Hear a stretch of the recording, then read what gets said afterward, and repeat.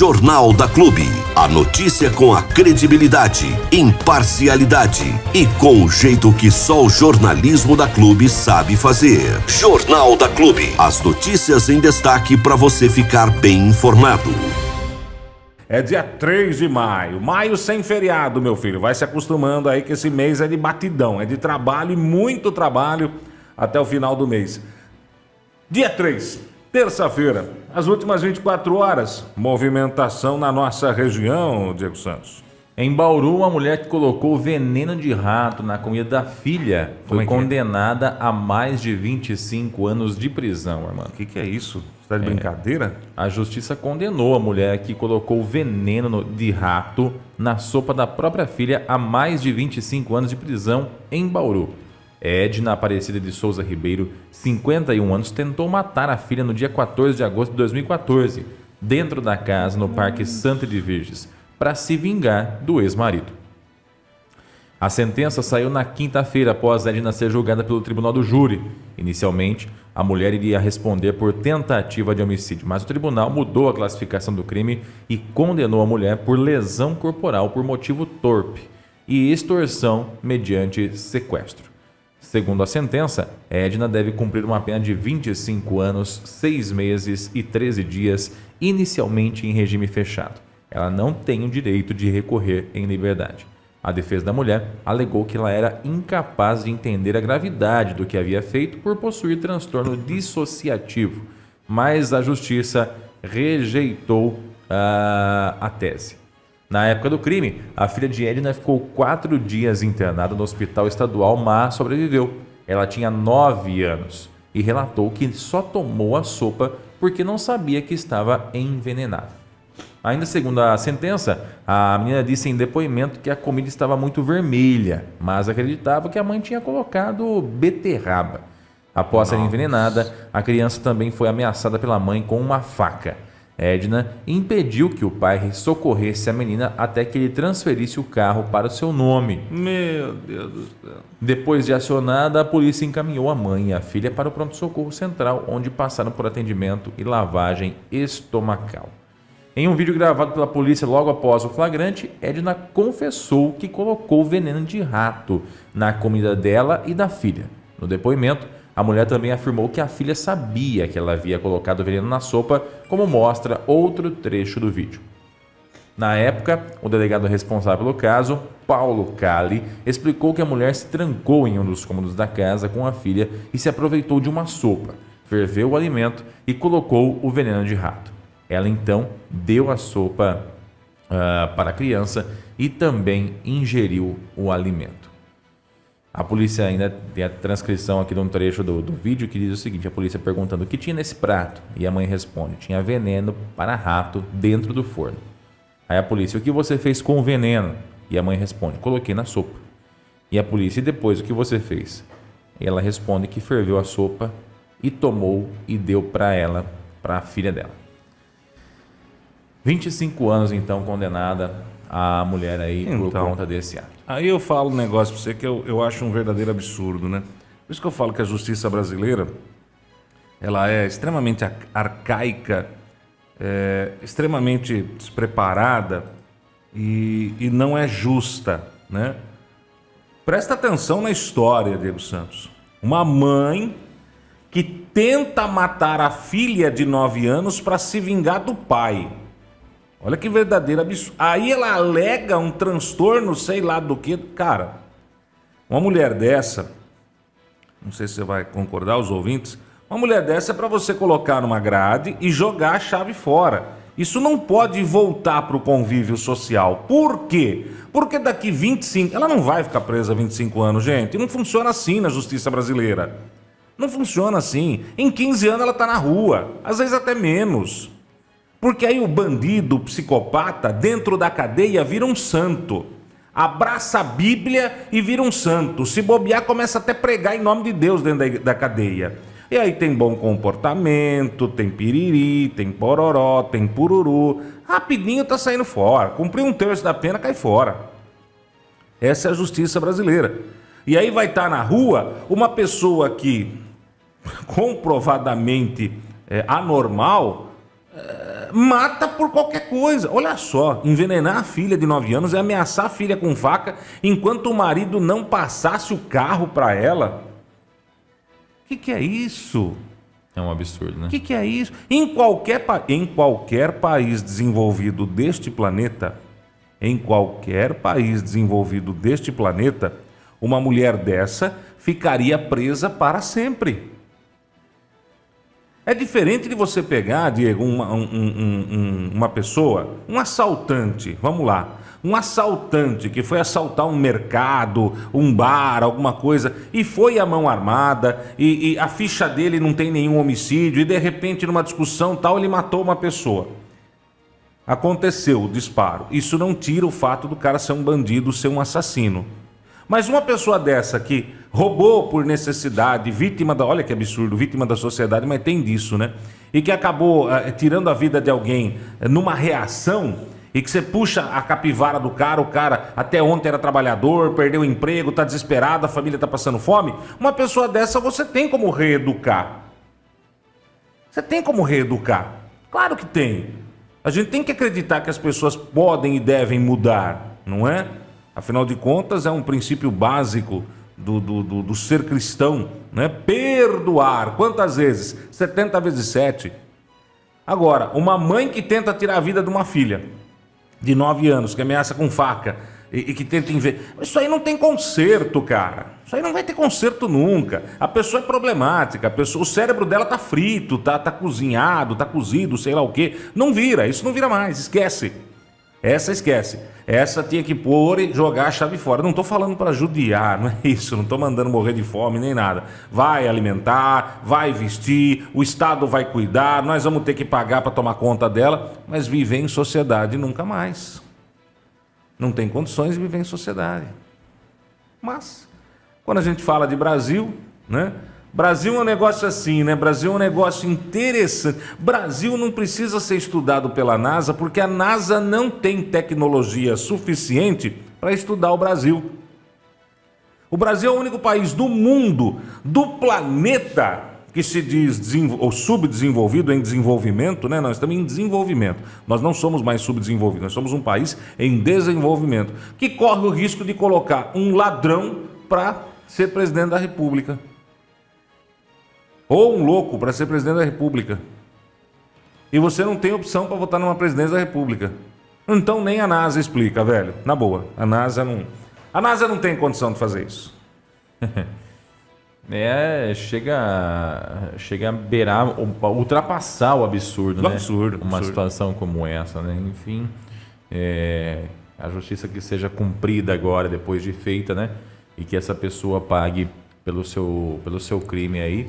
Graças a Deus a criança não teve mais danos assim a ponto de morrer, mas com certeza ficam as sequelas, se não físicas, psicológicas de um fato como esse. 9 anos, minha mãe tentou me matar, você tem noção de um negócio desse? Pois é. Que vira uma criança dessa daqui pra frente, velho? Isso impacta na vida toda da criança. Toda. É um negócio que é triste a gente ver, às vezes, pessoas, né, crianças que são revoltadas com a vida, adolescentes que são depressivos ou que acabam consequentemente aí tendo uma vida menos aproveitada devido às circunstâncias que ela foi submetida na infância. Isso é diretamente relacionado. Aliás, é muito interessante esse assunto, viu? Para ser abordado, porque muitos pais às vezes agem como se o que eles fazem agora não tenham reflexos futuros, e é muito pelo contrário. Tudo que se faz hoje, ele é colhido. Tudo que se planta hoje na vida de uma criança, do adolescente, uma hora a colheita chega. Se não ali na frente, mais à frente. Ou em algum momento isso vai chegar. E se não para o seu convívio, para o convívio desse futuro adulto, com certeza chega. É mais que comprovado que uma criança que cresce num lar onde a violência impera se transforme também numa pessoa violenta. São raros os casos diferentes. Muito difícil. Toca o barco. Também em Bauru, o motorista é preso por transportar 40 frascos de anabolizantes de uso ilegal. Ele estava na rodovia. A polícia rodoviária prendeu em flagrante um motorista de 33 anos que transportava 40 frascos de anabolizantes de uso ilegal e 5 aparelhos eletrônicos contrabandeados. O caso ocorreu na noite de domingo, na rodovia Comandante João Ribeiro de Barros, a SP-294, em Bauru. Segundo a Secretaria de Segurança Pública, agentes do Tático Ostensivo Rodoviário, o famoso TOR, participavam da Operação Paz e Proteção, quando abordaram um carro. Em vistoria, foram encontrados os medicamentos, bem como 2 fones de ouvido, um notebook, um estetoscópio e um celular. Todos sem procedência e sem nota fiscal. O doutor ficou sem estetoscópio. Questionado, o motorista do carro confessou que comercializava... Depois eu vou falar que é pobre que compra essas coisas, né? Questionado, o motorista do carro confessou que comercializava produtos vindos do Paraguai, sem documentação fiscal. O homem foi preso e toda a mercadoria apreendida, assim como o veículo. A ocorrência foi apresentada na delegacia da Polícia Federal de Bauru, onde o suspeito permaneceu preso à disposição da Justiça. Vai que vai. No final de semana também, mano, nós tivemos uma ocorrência na cidade de Dois Córregos, em que uma brincadeira intitulada como Roleta Russa acabou terminando em morte. A Polícia Civil de Dois Córregos investiga a morte de um homem que teria participado do jogo conhecido como Roleta Russa. A ocorrência foi registrada na tarde da última sexta, no bairro Eugênio Franciscone, em Dois Córregos. Segundo informações, a vítima, de 29 anos, estaria manuseando a arma quando disparou contra a própria cabeça. Testemunhas do caso foram encaminhadas até a delegacia, onde prestaram depoimentos. O delegado, Márcio Moreto, responsável pelo caso, afirmou que a polícia solicitou diversos exames, inclusive o residuográfico, que verifica vestígios de pólvora nas mãos. O revólver calibre 32 e uma cápsula deflagrada já estão em poder da polícia. A perícia técnica esteve no local. O caso foi registrado como morte suspeita. A vítima chegou a ser socorrida e encaminhada à Santa Casa local, porém não resistiu. A suspeita ela existe devido à quantidade de munição que havia no tambor do armamento, né?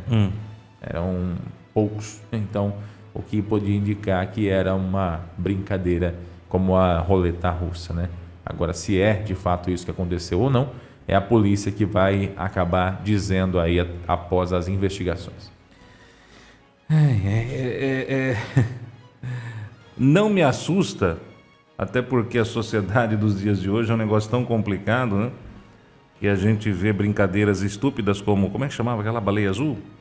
Baleia azul, Baleia azul e tantas outras que a gente vê hoje pelas redes sociais e pela rede mundial de computadores, que uma roleta russa virou até coisa para amador, né? Virou coisa para amador, gordo. Você tem uns desafios na internet aí que a criança acaba entrando e acreditando e, sabe, tem uns negócios aí que são muito pesados, cara. Por isso que eu falo, hein? Você que é pai, você que é mãe, hein? Se você acha que não olhar no celular do seu filho ou da sua filha é um direito que ele tem e você está respeitando a privacidade dele, você é um verdadeiro babaca, tá? Liberdade, seu filho e a sua filha vão ter depois que eles completarem a maioridade e forem morar na casa deles. Enquanto eles estão na sua casa, são menores de idade e vivem na sua tutela, você é responsável por tudo que acontece. E olhar o celular e saber o que seu filho e sua filha estão fazendo, ou estão planejando fazer, é uma obrigação sua de pai e de mãe, viu? Para com essa história, esse papinho furado. Meu filho tem 13 anos, já é um homem. Eu já escutei isso, viu, Diego? Não, minha filha tem 14 anos, uma mulher, já sabe o que quer, sabe definir seu futuro. Ela é muito mais adulta do que... Gente, para. Não queima a fase. Não queira tirar a responsabilidade sua de educar jogando isso nas costas da criança ou do mundo, tá? Porque o mundo educa, claro que o mundo educa, o mundo tá aí para educar, na maioria das vezes de maneira errada, tá? Quem educa é pai e mãe, o mundo estraga. Vamos ver se a gente entende isso de uma vez por todas, né? Só antecipando, acabei de receber, a notícia já estava correndo aí na cidade, daqui a pouco a gente comenta. Parece que a Globo Aves... vendida, né? A informação que eu tenho também é de que o processo de venda dos equipamentos aí, ele estava já caminhando, né? Já caminhou. Legal. Já caminhou, foi comprado aí pela Pluma. E essa semana aí o pessoal vai estar visitando o Bariri para dar uma olhada. Parece que a empresa volta a funcionar. Não sabemos em que condições, né, de que maneira, mas deve voltar a funcionar muito em breve. É bom, Armando, porque para quem não conhece aqui em Bariri esse espaço, é um parque industrial bastante grande, né? Onde acontece ali, onde acontecia os abates dos frangos por parte da Globo Aves. Dá para gerar muito emprego ali, sim, né? Sim. Então, não a sei estrutura é grande. Se a estrutura vai ser utilizada na totalidade ou parcialmente. O que eu sei é que é muito melhor ter alguma coisa com perspectiva de uso do que algo que esteja lá parado, como era o caso quando estava sob domínio da Globo Aves. A estrutura é grande e deve garantir uma boa quantidade de empregos que Bariri está precisando, né? Quem sabe a gente começa aí a ver uma luzinha no fim do túnel, começa emprego. Vamos na torcida, quem sabe daqui a pouco casinha popular para o povo. Está andando, vamos torcer. Mas daqui a pouco a gente comenta. Volta para a região aí, o Diego Santos. Ô Armando, uma situação está preocupando os usuários do Rio Tietê nos últimos tempos, mas mais especificamente os especialistas na parte hidrográfica do nosso Rio Tietê, que é o surgimento de raias no Rio Tietê. Raia, aqueles animaizinhos que são redondinhos assim, sabe? Raia. Isso é água doce também? Na água doce. Raias de água doce estão preocupando no interior de São Paulo, aqui na nossa região, devido à invasão no Rio Tietê, né? Elas são da espécie Patamotrigon. Como é que é o nome da espécie? Essa daí que eu falei agora? Não, você não falou. Não, Patamotrigon. Acho que não sei se é Patamotrigon ou Patamotrigon. É com Y isso aqui. Alguma coisa nesse sentido. Elas têm o seu formato de disco e o corpo coberto de bolinhas pretas e amarelas. Tá? São raias. Elas se disfarçam, se escondem facilmente em qualquer superfície, ou melhor dizendo, no fundo do rio, né? E elas são consideradas invasoras, porque elas não são originalmente dali, do Rio Tietê, né? O problema relatado pelos especialistas é que as raias são animais peçonhentos e sua presença em novos locais tem levado a um aumento de acidentes. Embora sejam consideradas agressivas, o acidente com as raias surge quando são pisadas. E qual que é a preocupação especificamente aqui na nossa região, né? Nós temos diversos pontos aqui da nossa região, né, de usuários do Rio Tietê que acabam tendo acesso através de pequenas praias de água doce ou através de pescarias ou para nado, como é o caso aqui em Bariri também, que as pessoas vão entrando dentro do rio, né? Seja na beiradinha, seja no meio, seja em qualquer canto. E as raias, para quem não sabe, elas têm diversos tamanhos, né? Você não vai encontrar uma raia de 1,5 m, 2. Vai. Não, mas assim, com frequência ou com facilidade, mas não. Vai, tô vendo as fotos de raia de água doce aqui, você não tem noção, Sim, sim, tem grandes, mas não é com frequência. Normalmente elas são menores, são uns disquinhos que parecem com um CD, né? Um negocinho menorzinho. E elas ficam escondidas nos cantos e normalmente na parte funda do rio. Funda que eu digo no chão, né? No fundinho lá do rio. Não necessariamente no fundo, na parte profunda, mas na parte do chãozinho ali do rio. Esqueci o nome desse negócio aí, cara. No leito do rio. Mas não é o leito. Bom, enfim, você vai entrando no rio ali, você pode pisar em cima dela. A gente entendeu. Entendeu. Então, fica o alerta para as pessoas, porque, embora esses animais sejam peçonhentos e agressivos, eles atacam somente quando são pisoteados. E não é de hoje que a gente tem visto incidências de animais como esses, viu, Armando? Recentemente, assim, ano passado, retrasado, circulou aqui nas redes sociais, no nosso interior também, pessoas que haviam pescado uma raia, né, no Rio Tietê. E a bichana era grande, né? Tava, inclusive, acho que não me engano, no vídeo que circulou, ela estava prenha, estava dando à luz no momento em que ela foi pescada e etc, né? Ela é bonitinha, mas ela é ordinária, tem que tomar cuidado, né? E ao pisar nela, ela pode atacar. Normalmente ela ataca com a cauda e ao atacar ela pode despejar veneno e, como disse aqui a matéria, ela é peçonhenta esse veneno ele é muito perigoso para a saúde do ser humano. Então, esse alerta ele é importante. Atenção pescadores, atenção aos nadadores, né, aos frequentadores das margens do rio Tietê, tenham cautela, porque o que está lá para baixo que a gente não consegue enxergar pode ser algo mais perigoso do que a gente pensa, né? Todo cuidado é pouco. Por isso que eu sou nadador de piscina, viu? Eu sei onde está o fundo, eu sei o que tem no fundo. Esse negócio de pisar onde não enxerga, isso aí não dá. Eu tô vendo umas fotos aqui de arraia da Água Doce, inclusive que... É raia, tá? Raia. O que eu falei? Arraia. Essa é a Cláudia, né? Não, a Cláudia é raia também. Também é raia. Enfim, eu tô vendo umas fotos aqui no Google. Rapaz, que tem uns trem grandes desse aí, velho. E se ele é peçonhento mesmo, se o veneno tá do jeito que o senhor falou aí, pegar um bicho desse tamanho aqui, mata. Ela... Na verdade, é o que eu disse, né? Dificilmente você vai encontrar aqui na nossa região alguma espécie desse daí de proporções grandes. Algum bicho desse grandão, né? Porque ele demora um tempo para se desenvolver. Só falar um negócio. Ela tá pintando para cá recentemente. Metade das matérias aqui tá escrito arraia. Arraia? É. Então eu acho que os dois estão certos, viu? Para ser sincero com você. Metade das matérias aqui estão escritas arraias de água doce. Arraia. Mas também tem... na matéria que eu li aqui fala raia. Vamos ver. Vamos dar uma olhada. Procura aí no... Aqui fala o seguinte, que os dois termos são aceitos, mas o mais utilizado é raia. Aqui na internet o que mais tem nessa página que eu procurei é arraia. Raia ou arraia referem-se ao mesmo animal. O Google fala assim: conheça as arraias de água doce. O Google tá quase sempre certo, né? Dr. Google. Mas enfim, toma cuidado porque o bicho tá pegando, né?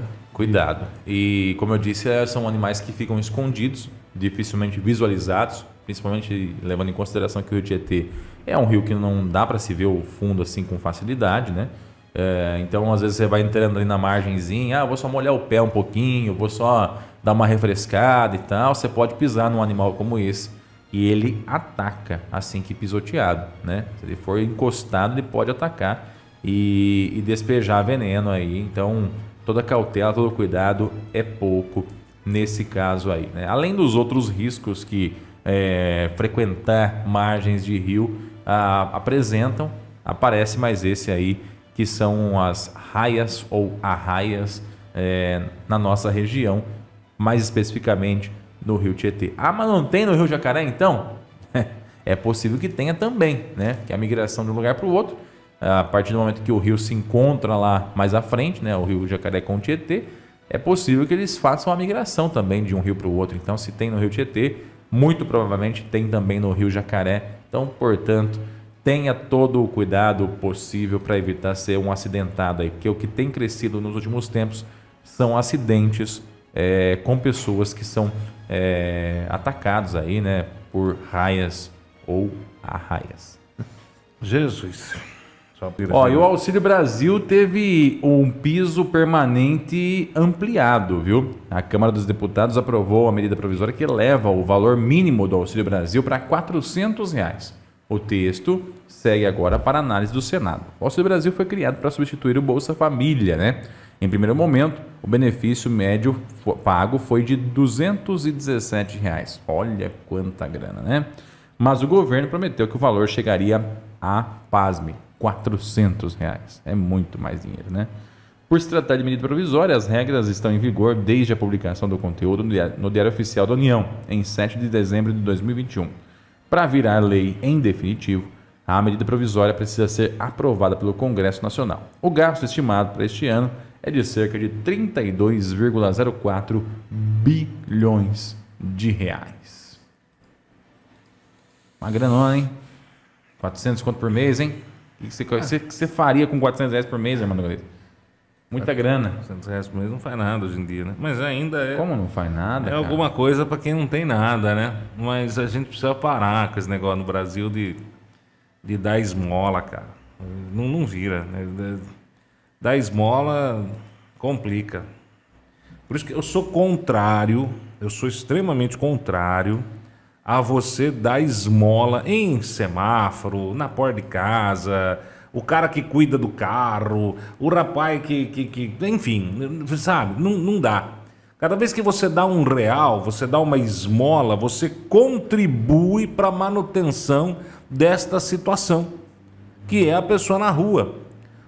Diego, a gente já chegou a comentar aqui, cidades um pouco maiores, vai. Vou dar de exemplo Jaú. Jaú, que é uma cidade bem maior que a gente aqui, né? Você chega em Jaú hoje, você vai parar lá no Jardim de Baixo ou na prefeitura, em qualquer canto ali do centro da cidade, já encosta um flanelinha aí. Posso olhar, tio? É automático. Ali tem de monte disso. Como tem também aqui em Bariri e na maioria das cidades da região. Aí você fica com aquela sensação de, vou dar aí 50 centavos, R$1. Tem gente que dá R$5. Vamos fazer uma conta, Diego Santos, bem besta, tá? Bem besta. Um flanelinha desse, que trabalha lá, né? Fica o dia inteiro sem fazer nada ali no centro, olhando o seu carro. Vamos imaginar que ele consiga ganhar aí, de manhã e de tarde, vamos pôr R$1, R$5, uma cidade como Jaú. Olha, cara, vamos pôr uma média aí de R$50 por dia. O cara tira brincando. Muito mais, eu acho. Vamos por R$50. Faz isso vezes 26 para mim, por favor. Nem precisa ser tudo isso, né? Nem precisa ser tudo isso. Vamos por 26 dias. Segunda, sábado, segunda, sexta, 26 dias aí. 26 dias. 50 vezes 26, quando dá? Momentinho. Pois não. 1.300. R$1.300 para não fazer nada, porque o cara não está fazendo. Como não? Para olhar o carro. Que olhar, cara. O cara não tá olhando o carro de ninguém, né? São R$1.300. Normalmente o cara acaba ganhando uma marmita de alguém ali no centro, um lanche, um salgado. Meu irmão, tem gente que trabalha o dia inteiro para não ganhar isso. De verdade. Quanto é o valor do salário mínimo hoje? R$1.100. Então, para que eu vou trabalhar com carteira assinada, né? Aguentando o mau humor de patrão, aguentando encheção de saco, se ficar na rua e cada um que parar falar: senhor, posso dar uma olhadinha no veículo aí da Sua Excelência? É esmola. É esmola. É a esmola. Como é que você vai tirar o cara da rua se na rua ele não tem responsabilidade nenhuma, ele come, bebe e dorme? Eu entendo que as condições são pavorosas no frio, enfim, né? Violência, a precariedade da situação. Mas, cara, para e pensa. É vantagem. Uma baita de uma vantagem. Ainda com certeza um caboclo desse recebe algum auxílio do governo. Algum auxílio do governo recebe. Então, se você somar auxílio do governo, cesta básica que a igreja deve dar, ajuda que o social da cidade deve dar, ajuda que o povo do centro dá, e mais o que ele arrecada olhando, entre aspas, um veículo, o cara ganha mais que eu. O cara ganha mais que eu. O cara ganha mais que eu, cara. Por que ele vai querer sair de uma situação dessa? Se ele quiser parar de olhar, entre aspas, o carro e ir ali no boteco tomar uma cerveja gelada a qualquer hora do dia, ele vai, ele tem dinheiro no bolso. Diferente do imbecil aqui que não tem. Entendeu? A coisa não é tão simples assim, né, Amado? Não é, tão... é uma visão simplista. Bem, eu concordo que é simplista. Sim, mas é a realidade. Mas é uma conta que não dá para se fazer. Haja vista que pessoas que vivem em situação de rua, elas normalmente não têm nenhum tipo de discernimento do que fazer com o dinheiro. E normalmente acabam gastando esse dinheiro que eles recebem aí, imediatamente após o recebimento, com droga, ou com bebida alcoólica, ou com qualquer coisa que seja desnecessária, menos com a sobrevivência. Então você concorda comigo que cada vez que você dá um centavo, você colabora com a manutenção da situação? Eu acho que dar dinheiro, dar esmola, de fato, não é a melhor forma de auxiliar uma pessoa como essa. Existem diversos mecanismos, inclusive promovidos pelo poder público aí, que podem dar condições para que essa pessoa saia da situação em que está. O problema é que, na maioria dos casos, pelo menos aqui em Bariri, as pessoas não querem sair dessa situação. É claro que não. Tem dinheiro para comprar droga quando quer. A pessoa normalmente foi parar na rua depois de desentendimento familiar. Se você pegar aqui das pessoas que hoje moram na Praça da Matriz, por exemplo, que dormem ali na Praça da Matriz, são baririenses. São pessoas que ou estudou com alguém, ou conhece o filho de não sei quem, ou era vizinho de não sei quem. Normalmente são pessoas de Bariri que não se deram bem no relacionamento familiar e, por opção, foram morar na rua. Não é por pobreza, por não ter condições. É diferente de uma família ou de um cara que está em extrema pobreza, está desempregado, não tem condições de pagar um aluguel e não vendo alternativa, acaba indo morar na rua. É diferente do caso de algumas pessoas que, por opção, vão parar na rua. Então, a matemática ela pode ser dessa forma fria, mas na prática ela é diferente um pouquinho, né? Não é tão simples assim. Na maioria das vezes, essas pessoas, por dependência química ou dependência do álcool, acabam não conseguindo ter esse mesmo sentimento que a gente tem. Parece simples, parece fácil. Se eu pegar o que eu recebi no dia e juntar, no final do mês eu tenho R$1.300, eu consigo comprar um lanche, consigo não sei o quê, ainda tenho a comida de graça, tenho o banho de graça, tenho não sei o quê, mas é uma situação mais complexa do que Deixa eu perguntar para você, se algum morador de rua aqui, vamos trazer a situação para cá, se algum morador de rua de Bariri quiser sair da rua, ele tem onde ir hoje? Em que sentido? No sentido de ter um lugar para ficar, um emprego para trabalhar, um apoio, tem? Olha, eu vou dizer para você que não é difícil. Então tá bom. Mas por que não vai? Por opção, como eu disse. Então tá bom. Só que a sua opção de vida não pode interferir na minha. A sua opção de vida é sua. Certo. Se você quer viver na rua, eu não sou obrigado a te dar dinheiro para cuidar do meu carro. Então não dá. Sim, aí ele vai riscar meu carro e eu vou processá-lo. Eu paro o carro longe dele, então. Então a sua opção de vida está contaminando a minha. Mas andar um quarteirão te influencia em quanto? Se todo mundo começar a parar um quarteirão longe, onde é que ele vai? Aí eu paro um quarteirão longe de novo. Isso, aí daqui a pouco eu fico em casa e vou a pé para Jaú. Também é generalista falar que ele vai riscar o seu carro se você não der o dinheiro para ele. Vamos perguntar aqui em Bariri quantas pessoas já tiveram isso, quantas pessoas já passaram por isso. Tá? Não, sim, vamos perguntar quantas pessoas já passaram por isso.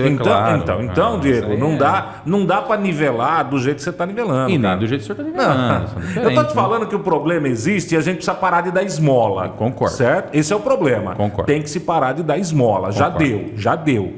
Essa situação tem que acabar. Se a gente tem condições de ajudar, através de uma ressocialização, através de uma casa, de um abrigo, de uma capacitação para o emprego, a pessoa tem também que fazer a parte dela, porque senão a gente não vai nunca mudar esse status quo que hoje se vive aqui em Bariri ou em todo quanto é cidade da região. Você tem um monte de gente sem fazer nada que sobrevive através do pedido ou da esmola dos outros. E aí ninguém quer mudar, porque a pessoa gasta com droga. Cara, tá boa, não é só droga. Eu conheço muita gente aqui em Bariri que recebe o auxílio do governo e põe crédito no celular. Ah, sim, compra calça jeans, compra celular. O auxílio é para alimentação, o auxílio é para você pagar suas contas, é para você viver. Eu conheço gente que recebe o auxílio e tem outras rendas.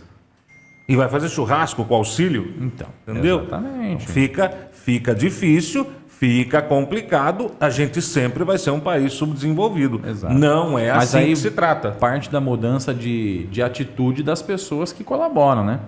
Concorda comigo? A pessoa que dá a esmola, ela tem que ter consciência disso. Eu, particularmente, não dou dinheiro. Primeiro porque não tenho nem a moedinha no console para poder dar para uma pessoa que é em situação de rua. Segundo, que eu não sou favorável a esse tipo de compartilhamento, a esse tipo de doação, de dar dinheiro para alguém que está pedindo na rua. Se a pessoa me pede um salgado, é muito mais fácil que eu compre o salgado para a pessoa, se eu tiver o dinheiro na carteira, do que pegar esse mesmo dinheiro e dar para ele comprar o salgado. Não vou dar. Mas aí é uma mudança cultural. A pessoa que está sendo abordada tem que ter essa consciência e essa mudança de atitude. Senão, nada vai acontecer, vai continuar desse jeito aí ad eterno. Nós já passamos por isso aqui na rádio, né? Fazendo arrecadação de cesta básica, de carne, companhia limitada. E quando chegava na casa da pessoa que tinha mandado a cartinha, porque estava com fome, porque estava passando por problema financeiro, porque não sei o que lá, chegava lá, o pessoal estava meia dúzia de adulto, deitado, sentado na calçada, fumando cigarro. Isso quando a gente não pegou gente fazendo churrasco no meio da semana, tomando cerveja, e a gente levando comida, achando que realmente a situação era de desespero, né? Mas o brasileiro tem que levar vantagem em tudo. Mas não é via certo. de regra, é importante dizer Não, isso. não é via de regra. E assim, é uma minoria que se aproveita da situação. É uma minoria, não é via de regra e nem é a maioria. É uma minoria que se aproveita da situação. Assim como acontece em qualquer setor, em qualquer área, né? Em qualquer tipo de serviço e etc. É uma minoria que acaba se aproveitando e levando a tal da vantagem em tudo certo. Brasil, é isso aí. Difícil mudar, né? Mas quem sabe um dia. Isso passa pela sua escolha na próxima eleição, viu? Também. Tem candidato assistencialista. E o assistencialismo é você Mais deixar, de um. é você deixar cada vez mais o povo dependente do governo. É a famosa compra de voto de maneira legal, porque você tem a compra de voto de maneira ilegal, que é você oferecer uma vantagem a troco do voto, né? E tem a compra de voto de maneira legal. O que é a compra de voto de maneira legal? Os planos Brasis da vida, o sexta isso, o sexta aquilo, vale isso, vale aquilo, Auxílio, sei lá o quê. auxílio não sei o quê, auxílio... Isso aí é tudo compra de voto, né? É continuar, é prolongar a pobreza e a dependência para que você, através de uma migalha, de uma miséria, consiga o voto daquela classe, na maioria da população brasileira hoje, e aí sim, passe a viajar de jatinho para cima e para baixo, comer, beber do bom e do melhor, e viver como um verdadeiro rei. É isso aí. Brasilzão, tem muito que crescer, muito que aprender, muito que entender da vida. E nós estamos recebendo aqui em nossos estúdios a diretora de Serviço de Ação Social, a Suzane, que está aqui com a gente, vai bater um papo a respeito de um projeto da Prefeitura Municipal que deve acolher temporariamente alguns moradores de rua aqui do nosso município. Eu começo saudando aqui a Suzane. Bom dia, prazer recebê-la aqui, Suzane. Bom dia, Diego. Bom dia a todos que nos ouvem, nos acompanham pelas redes sociais. É um prazer estar aqui para poder falar desse projeto. Tudo certo com você? Tudo, graças a Deus, estamos firmes, fortes e com muita energia para trabalhar. Ô Suzane, vamos lá então, vamos falar um pouquinho desse projeto, né, que já está há alguns meses sendo trabalhado e que agora de fato vai ser executado. O que é esse projeto? Vocês vão abrir um albergue na cidade? Explica pra gente o que é a raiz dele. Primeiramente não é um albergue, né? A gente nem usa mais esse termo albergue, é um acolhimento para adultos, mas não é esse serviço continuado, que a gente ficaria 12 meses com a porta aberta e qualquer pessoa que chegue na cidade tem acesso. Esse é um projeto pontual para complementar o trabalho que a gente já faz no CREAS. Então, diariamente, nós temos o serviço de abordagem social lá no CREAS sendo executado. Essas pessoas em situação de rua aqui de Bariri já reconhecem o CREAS como uma unidade de referência e eles vão lá tomar café, vão fazer higiene pessoal, quando eles querem acesso à documentação, articular para alguma internação, é essa unidade que eles procuram. E aí, visto que o frio está chegando, a gente começou a planejar a ação de inverno. Então, o objetivo é acolher até 12 pessoas no período do inverno, aí, que vai de 16 de maio a 15 de agosto, por esses 90 dias, para oferecer, né, cama, banho, alimentação, para proteger do frio. O principal objetivo dessa ação é proteger do frio e impedir até mesmo que alguém venha a falecer por conta dele. Muita gente tem, às vezes, a impressão que o poder público não faz nada a respeito dessas pessoas, porque estão sempre ali na praça, né, Suzane? Isso é verdade?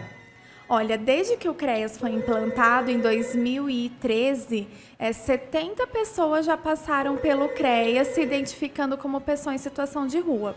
Hoje nós temos em torno de 20 a 25 pessoas que frequentam, que são cadastradas. Isso significa que o trabalho funciona, porque senão a gente teria 70 ou mais. Certo. Então, no decorrer aí desses 9 anos de funcionamento, muito foi feito e muitas pessoas voltaram para a cidade de origem, voltaram para suas famílias ou superaram mesmo a condição, porque a gente tem essa visão, né, antecipada que tem que voltar para a família, mas não, às vezes a pessoa vai viver sozinha, vai formar uma nova família, então o trabalho vem sido executado, mas questão de situação de rua não é só Bariri que é um problema, né, um problema em todo o país.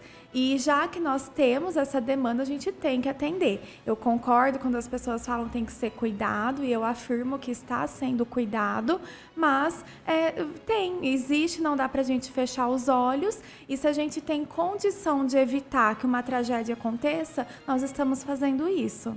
Ô Suzane, esses 25 que são hoje atendidos pelo CREAS aí, eles são baririenses, são pessoas de fora? Qual que é a condição deles de relacionamento com a cidade? Tem pessoas, sim, que são de famílias aqui da cidade e outras que vieram de outros municípios e já está por algum tempo aqui. Às vezes tinha um conhecido, veio para uma oportunidade de emprego e não deu certo, acabou ficando na cidade. Então, cada um tem uma história, assim, se a gente parar para ouvir, cada um é de um jeito. E por que vocês não oferecem um trabalho para eles em vez de dar o lugar para dormir? Muita gente fala isso na internet também. Porque, primeiro de tudo, que a assistência social é uma política pública sem contribuição e para quem dela precisar. Diferente do INSS, da Previdência Social, você tem que contribuir para ter direito a um auxílio-doença, auxílio-maternidade. A assistência social, assim como a saúde, que tem o SUS, a gente não tem que cobrar contrapartida ou qualquer forma de contribuição. Então, esse é o primeiro ponto. Mas existem as ações complementares, porque eu também concordo que não é só o dar. A gente precisa, né, criar condições para que a pessoa supere. E, para isso, a gente tem as outras ações. Um exemplo disso é o PEAT, o Programa Emergencial de Acesso ao Trabalho, que um dos públicos prioritários são pessoas em situação de rua. Para isso, a gente faz articulação com outras políticas públicas.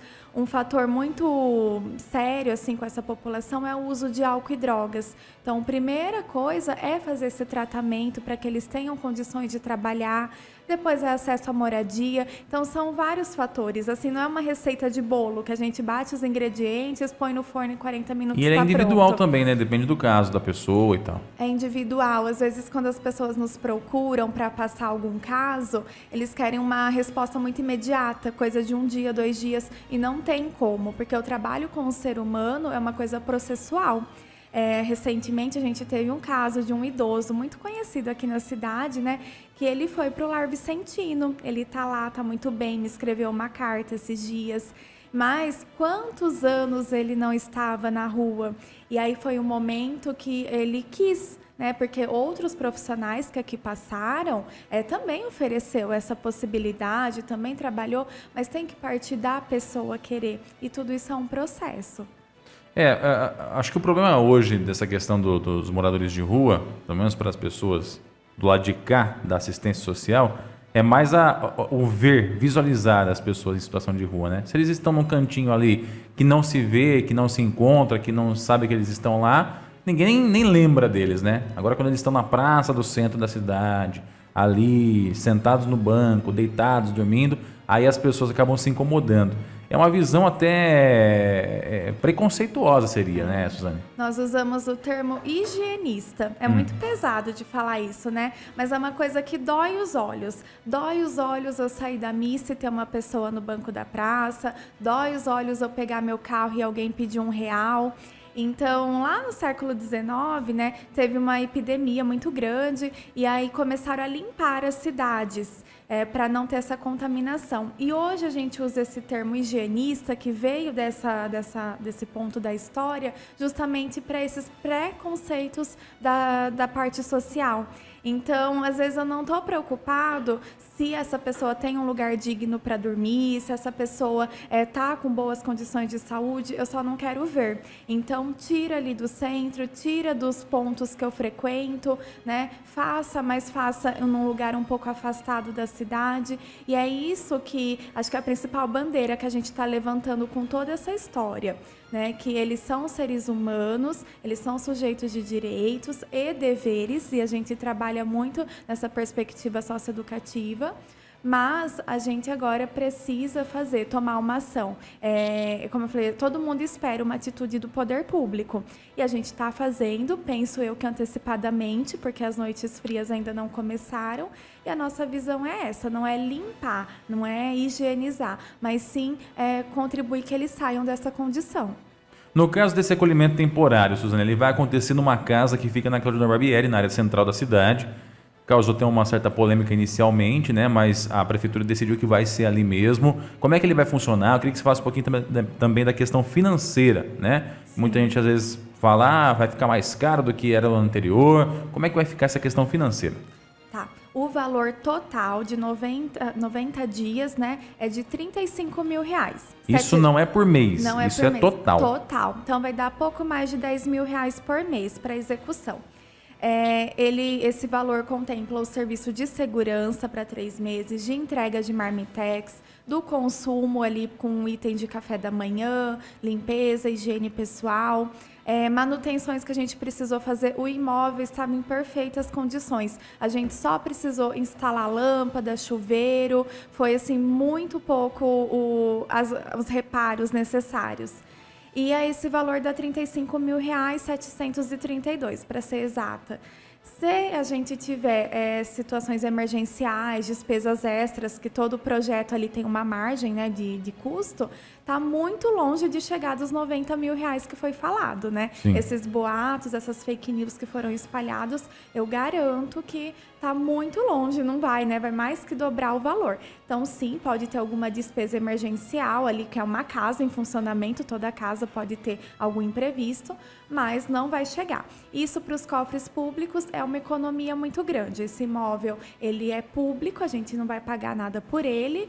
E, como foi falado anteriormente, nós fizemos, sim, parceria com instituições, né, resgatando rapidamente. Em 2019 foi no Clube Municipal, só que ali não tem estrutura para esse acolhimento, porque não é um depósito de pessoas, né? A gente jogar colchão no chão e pronto. E hoje está com uma rotina de atividades esportivas muito grande, então a gente não consegue... Logo começa o campeonato de futsal também, que é à noite, né? Exato, não dá para conciliar os dois serviços. 2020 e 2021 foi feito com a Betel. Em 2020 foi numa modalidade de internação que não teve adesão das pessoas. E 2021, já na nossa gestão, nós fizemos nesse molde aí noturno e o valor foi um pouco mais de R$28 mil.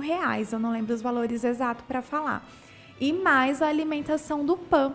Então, a gente passou R$35 mil ou mais, a hora que a gente põe na ponta do lápis, né? Sim. Esse ano, nós procuramos um representante da Betel, mas não está em funcionamento. Inclusive, o prédio que eles utilizavam, que é ali próximo ao Focinho Carente, um pouquinho afastado da cidade, já tem uma família morando. Então, ali não pertence mais à instituição. A gente conversou, teve um diálogo prévio ali, mas não teve fechamento das negociações.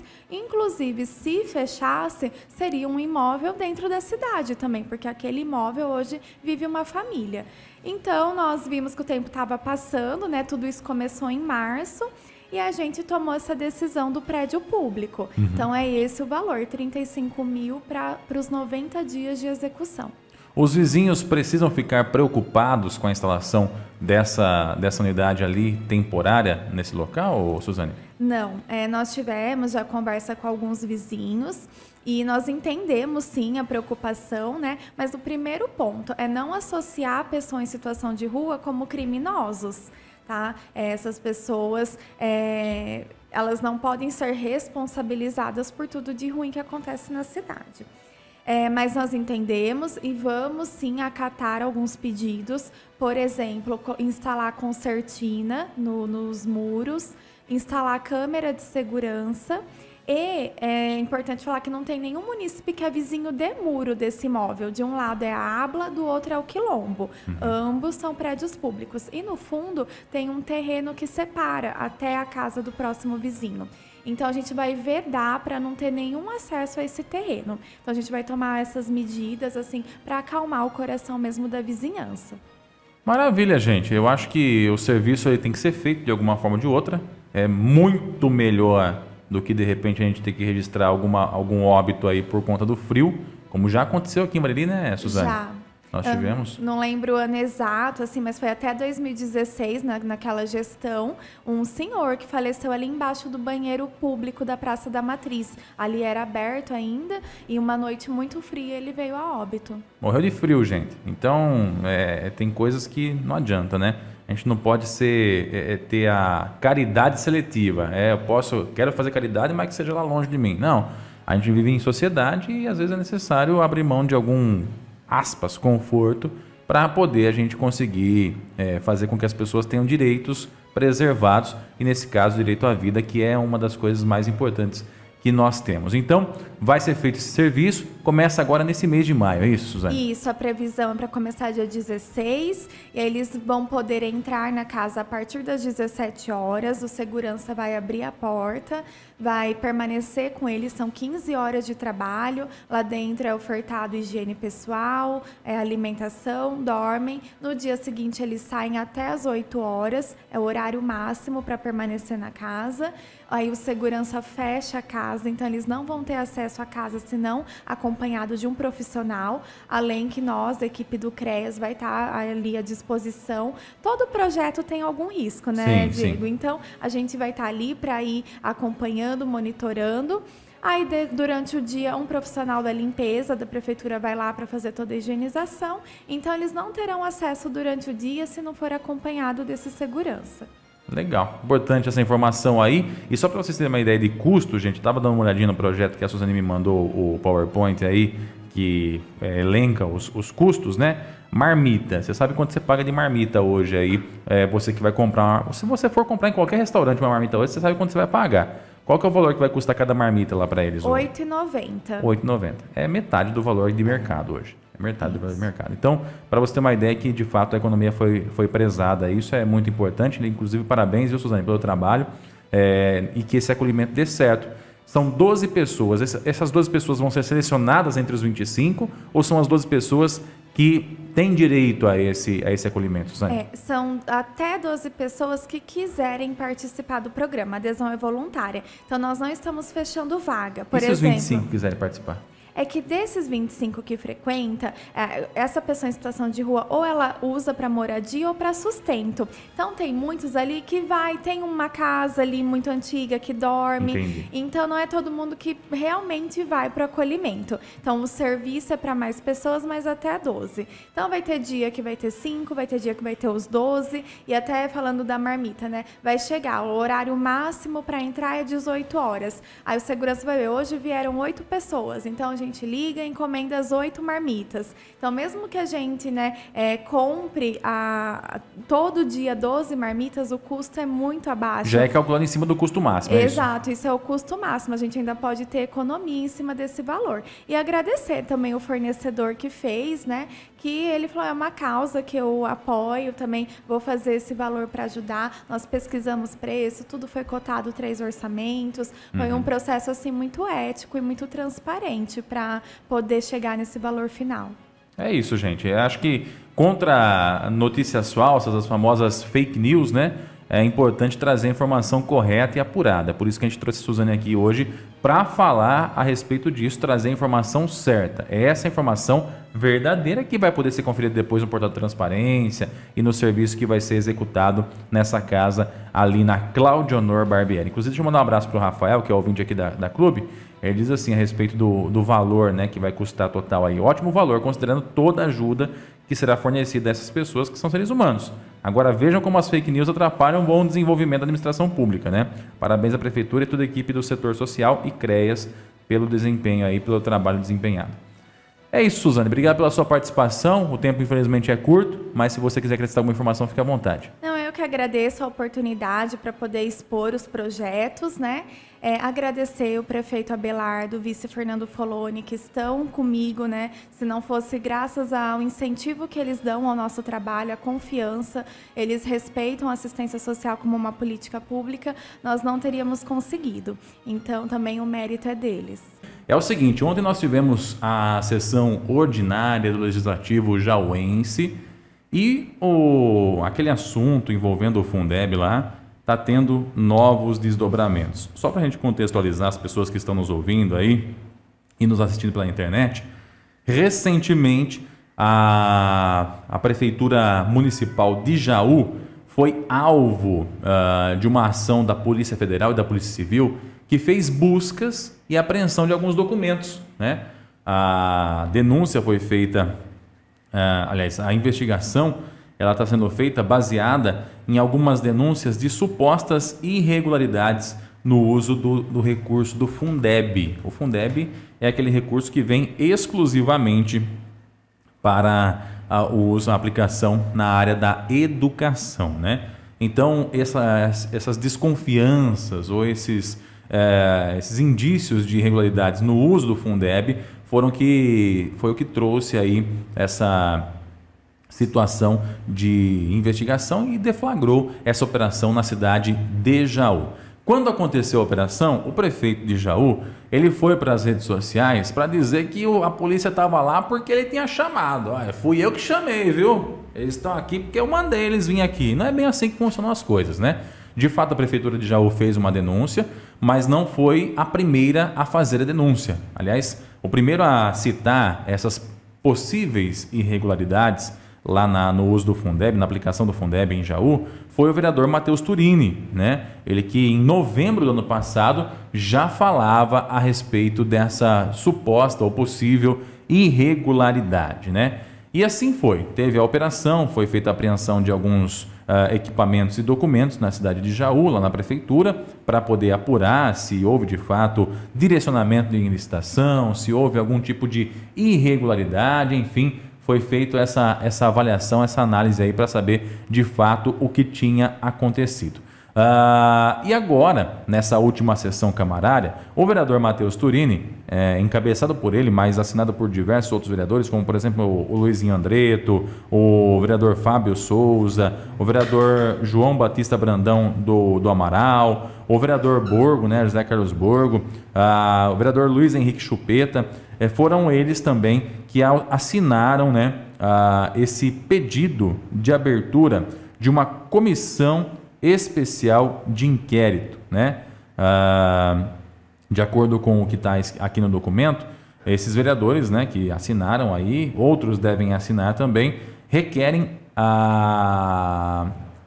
que seja aberto aí, né, a comissão especial de inquérito, uma CEI, na Prefeitura de Jaú, para verificar os processos licitatórios. Inclusive, essa CEI teria um prazo de 120 dias para que pudesse aí, ser avaliada e que as documentações pudessem ser verificadas. Bom, ontem foi então trazida essa CEI, essa abertura de CEI para a Câmara de Jaú. Os vereadores agora eles avaliam se de fato essa CEI vai ser aberta, quem vai assinar, quem não vai, e a gente vai saber se vai ter alguma irregularidade encontrada também na Prefeitura. O vereador Matheus Turini, ele diz que as compras feitas no ano passado, as compras feitas em 2021 pela Prefeitura Municipal de Jaú com recurso do Fundeb fizeram a malversação do dinheiro público, ou seja, compraram equipamentos ali, alguns com valores fora do valor de mercado e outros com suposto direcionamento na licitação, no processo licitatório. Então, esse suposto direcionamento, ele acabaria favorecendo alguma empresa junto da Prefeitura Municipal, e esse suposto direcionamento ele vai ser investigado. Inclusive, o próprio vereador Matheus Turini também protocolou a denúncia no Tribunal de Contas, né? Para que pudesse o Tribunal de Contas verificar, averiguar se de fato essa denúncia tem procedimento, se de fato essa denúncia tem cabimento, né? E isso vai ser avaliado. Quais são as consequências, Diego, para a Prefeitura, para o Prefeito Municipal, caso essas irregularidades de fato sejam comprovadas, de fato elas tenham acontecido na cidade de Jaú? O prefeito pode, inclusive, perder o direito de ser reeleito. O prefeito pode, inclusive, perder até o mandato, se de fato for comprovado esse tipo de situação, direcionamento de licitação e etc. E qual que é a desvantagem para o cidadão jauense, se de fato aconteceu esse direcionamento, se de fato aconteceu esse tipo de situação, Diego? A desvantagem é que o cidadão jauense pode ter pago mais do que custou pelo serviço, né? O direcionamento em licitação, ele pode trazer valores maiores do que os valores praticados no mercado comum, né? E isso significa necessariamente que o cidadão jauense pode ter pago até, de acordo com o levantamento do Matheus Turini, né, até R$120 mil a mais pelos equipamentos que foram comprados pela Prefeitura no final do ano passado. Ou seja, essa situação tem tudo para levantar aí algumas situações de irregularidades e a gente vai com certeza continuar acompanhando. Eu tenho contato aqui com o vereador Matheus Turini, né? Estou em contato com ele, a gente está acompanhando o andamento disso. O que aconteceu ontem na Câmara foi a apresentação desse pedido de instauração da SEI, né? Os vereadores se manifestaram a respeito do assunto. Os vereadores de situação, é claro, tentam minar a SEI de alguma forma, colocando mais detalhes, mais informações, mas a equipe, né, de vereadores aí que protocolou a SEI está bem focada no que pretende, no que quer aí averiguar de informações referentes à aplicação do Fundeb. Volto a dizer, se de fato comprovada a irregularidade no uso do Fundeb, se de fato comprovado essa situação de irregularidade, o prefeito de Jaú pode responder por uma situação de forma bem pesada aí, nos âmbitos da questão política e também da questão criminal. Vamos aguardar os próximos capítulos para saber onde é que vai parar toda essa história envolvendo o Fundeb, envolvendo a cidade de Jaú. Você ouviu no 100,7 Jornal da Clube. Fique bem informado também nas nossas redes sociais. Jornal da Clube. Não tem igual.